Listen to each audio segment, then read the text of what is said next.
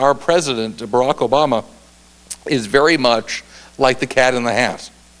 Right? We've all read Dr. Seuss's The Cat in the Hat. Okay, so Cat shows up uninvited at this middle-class home, and what's he do? He wrecks the place. He wrecks everything he touches. I'm like, well, that's kind of like Obama. And the cat, this is where it's really interesting, the cat never gets it. To the last page of the book, the cat never understands that he's the problem. He's just insanely over self-confident. I was like, that's Obama. That's it exactly. Can you imagine Obama ever suspecting that he's the problem?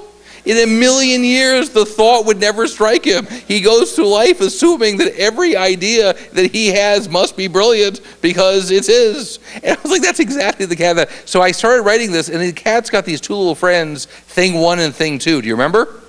Well, they became Pelosi and Reed.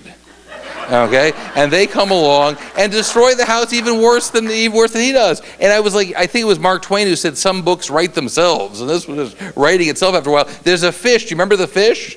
Is the one warning everyone about the cat? You know, you shouldn't be here when your mother's out. Well, the fish became Glenn Beck, because I decided that Glenn was kind of like the fish of our times. One of my prized possessions, I have a picture of Glenn Beck reading my book. And that was really cool. So anyhow, I just found I was writing a history. I think this is actually the first published history of the Obama administration, or it's the first one in rhyme, I think. And we went through Benghazi and cap and trade and bailouts and stimuluses and birth certificates, and it's the entire history of 5 years of Obama, all done, fully illustrated, just like the cat in that. And I got a book review. Last year I got my first review. Salon.com said that this is the most twisted piece of conservative propaganda print matter out there. And I was a happy man. I was on the phone to the printers 5 minutes later, okay? That's now on the cover of this. So anyhow, so this has been very well received, I'm happy to report. And so last year I wrote my second book. And my second book is based on the Lorax. Who's read The Lorax by Dr. Seuss? Okay, that's cool. It was a movie last year, too. Do you remember? There was a Lorax movie.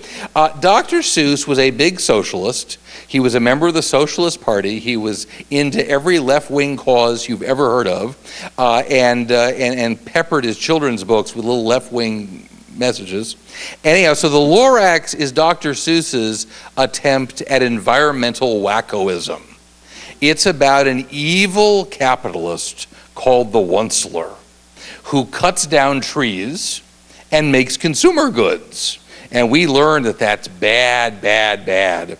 The Onceler drives the trees to extinction. He wipes them completely out. They're extinct at the end of the book. And then he goes out of business. And I remember reading this to my kids. It was like, does that make sense to you?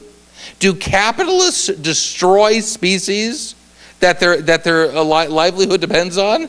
That would be like telling me that Colonel Sanders is going to drive the chicken to extinction.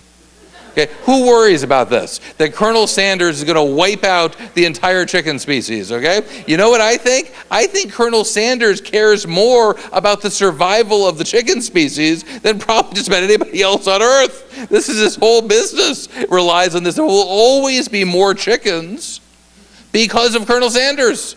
Okay, he's going to constantly make sure there's more because that's the logic of capitalism. And moreover, I'll tell you something else. There are more chickens alive today in the world than ever before in the history of the world. Do you know why? Because we like to eat them. That's why. The greatest thing that ever happened to a species is that human beings like to eat you. That's like winning. It's like winning the species lottery, okay? You could say the same thing about cows and sheep. You could say the same thing about wheat and corn. We clear millions of acres just for you. We keep the predators away. You get sick. We call in doctors for you. We feed you. We keep you warm in the winter. This is like the great.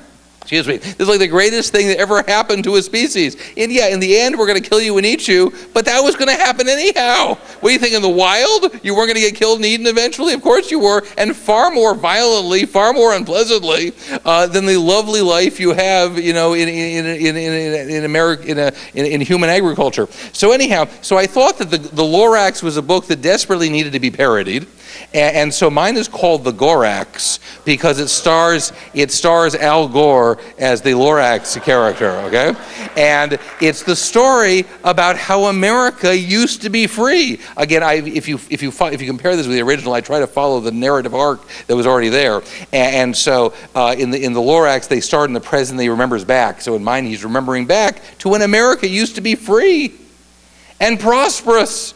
And prosperous because we were free. You could do things, you could make things, and we grew wealthier and wealthier and wealthier. So he remembers back then, and then the environmentalists show up and start shutting down the businesses one by one by one with more and more regulations. Everything gets harder and harder till eventually everybody's out of business and the businesses are all closed. My original title for the book was going to be The State of California. And by the end of the book, all the businesses are shut down, everybody's unemployed, the only thing still functioning is the Federal Reserve, which keeps printing money. And I want to read you just the end of this because I like to end on it. This is how my book ends. After all that, he says, "So I took a few stones from my factory lot, and I spelled out a word that's worth more than I've got.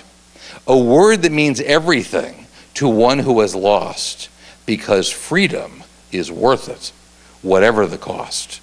And now that you're here, it's all plain to see. Freedom itself just isn't free. Unless people like you are willing to fight to bring back our freedoms, it'll never be right. So catch," calls the 1%ler. It was the once-ler, 1%ler in my book. So catch, calls the 1%ler. He let something fall. It's the Constitution, the last copy of all.